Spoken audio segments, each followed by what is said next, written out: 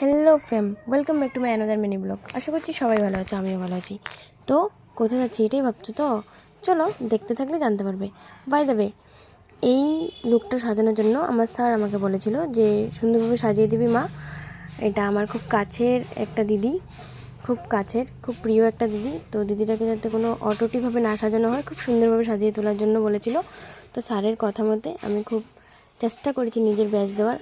তোমরা কমেন্ট সেকশানে জানিয়ে দেবে যে আমি কেমন করে সাজিয়েছি অ্যান্ড কীরকম সাজিয়েছি, দিদিটাকে কি ভালো লাগছিলো কিনা না কমেন্টে জানাবে। অ্যান্ড সবাই বলবে যে লুকটা কেমন হয়েছে, বহুত ভালোভাবে ভালো রিভিউ দেবে, যাতে খারাপ বলো ভালো বলো, মানে ভালোভাবে বলে দেবো। আমার ভুল হলো আমি বুঝে নেবো, অ্যান্ড ভালো হলো আমি বুঝে নেবো।